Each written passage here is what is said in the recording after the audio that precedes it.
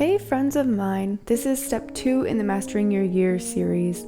My name is Alina Dompt for those of you who are new around here, and I love digital planning.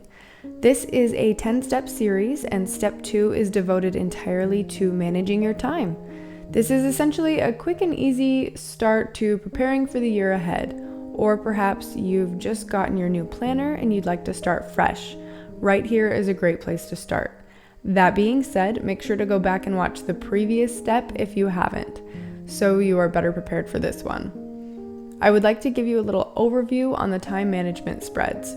What is the point of them? Well, the biggest problem I have had is being able to manage tasks for varying projects and responsibilities. There are things that need to get done every day and others that are just quick errands, and still more that are long-term projects, and I don't exactly know how much time it will take. I found that I was transferring my day's to-do list, or at least many items on it, to the next day, then the next day, then the next.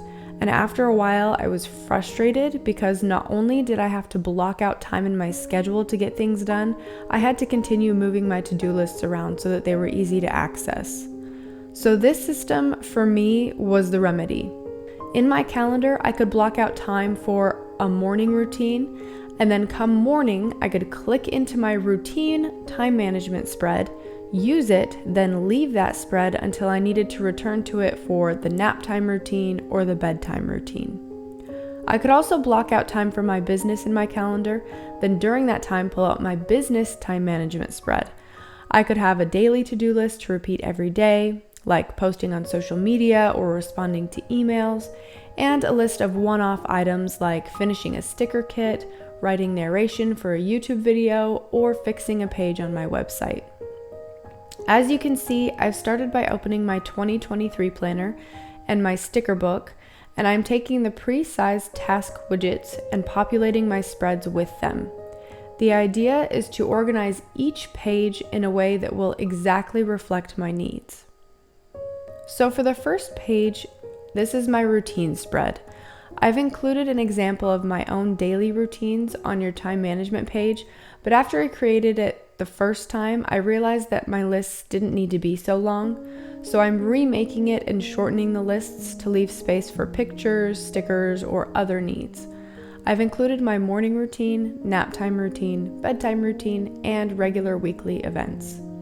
The order of operations for creating these pages that works best for me is to organize the widgets, then write in all of your lists, then beautify the page.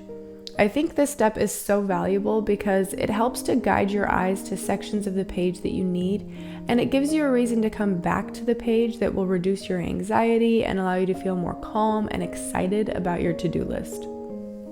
When I make my to-do list beautiful, it reminds me that although these lists are my ideal, I may not always meet them, and that is okay as long as I am striving to do so and recognizing their purpose, which is to move me forward to becoming the person that I want to become. So there are my daily routines. I'm going to walk you through every spread that I've planned out this year to get your creative juices flowing.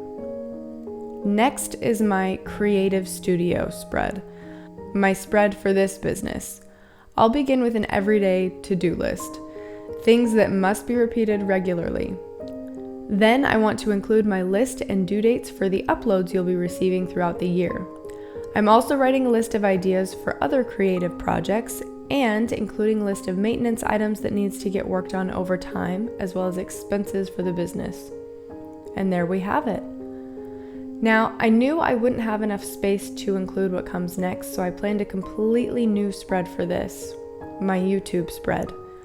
I've decided to put most of my social media energy this year into YouTube, as well as Instagram. But because YouTube is long form, it will take more time, and I will be able to pull from it to create blog posts, Instagram posts, and more. I obviously want to continue to create digital planning content, so I'm keeping a list for that here. But I've also felt prompted to do a new vlog series that I'm still working out the details to. I'll give you a sneak peek into my plans and let you listen to some nice music.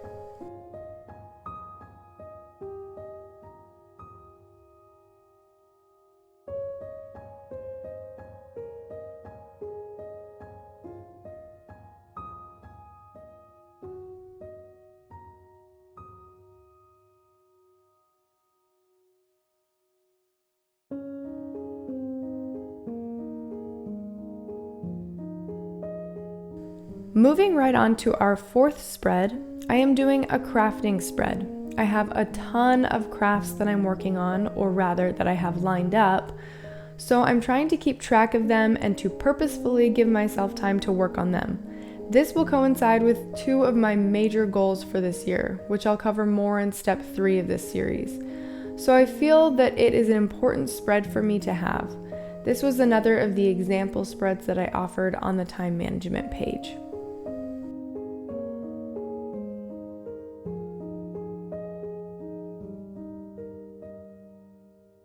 And there you have it, my craft library. This brings us to spread number 5, my author and composer spread. I decided to split this spread as both of these projects I have don't require much planning and to-do listing. On one side, I am planning out the steps for my current musical project and a list of future ones. On the other side, I'm writing out the next steps for book 1 and book 2 of the series I'm writing. This has been a smaller project for me because of some health problems that I've been dealing with over the past year. For example, I will be writing and my brain fog is such that I will have to turn to my husband and define a word that I know exists. I just can't think of it. And he works with me very patiently until we figure out what word I'm trying to write down. Luckily, his vocabulary is exquisite and I can always count on him.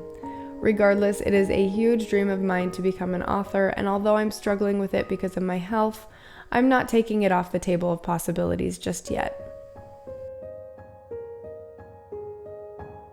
For my 6th spread, I'm going to keep track of my husband's business. Sort of.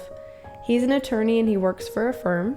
He gets better commissions if he brings in new clients, so we have begun to work at building a personal website for him. But having built this business, I know how much there is to do to get his marketing going, so we've worked together to make a plan for his new website. Knowing my husband's responsibilities helps me find ways to support him in finding more success, because after all, his success is our family's success and my success. All right, the next 2 spreads are some of my most valued spreads, and I didn't want them to get lost in the middle somewhere. The first being my homesteading spread. There is a lot that I am working towards on this front, but for now I'm focusing on building my repertoire of homemade ingredients such as bread and dairy products and canned foods. We have many home projects lined up. For example, we want to build a chicken coop and keep chickens, do a dining room add-on because we are lacking a dining room presently, and I want to experiment with growing microgreens for my family. There are just simply so many things I want to do to help our family's health, so here is where I'm organizing it. My last spread, homeschooling. Only my oldest is technically homeschooling these days, so I've included her class list and a small list below that of her personal goals. I'm also including a list of family activities that we are learning together. My husband is French, so it has been a massive goal for our family to learn French. My husband is obviously fluent, but the rest of us are merely beginners, so this year I want to hit that education hard. Another part of our homeschooling is our chore charts.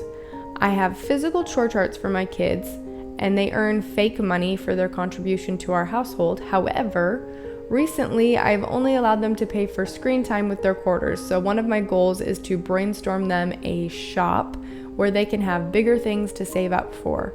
It's meant to teach them not only the importance of hard work and rewards that stem from it, but also the importance of financial responsibility.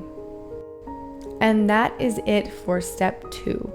In step 3, we will be setting our goals for the year. Step 3 will probably inspire you to set very specific goals, and you may find that you'll be reframing some of your time management spreads tomorrow. There will have to be some give and take between these 2 days as you solidify your goals for the year. So stick around for that next piece of the Mastering Your Year puzzle, setting your goals.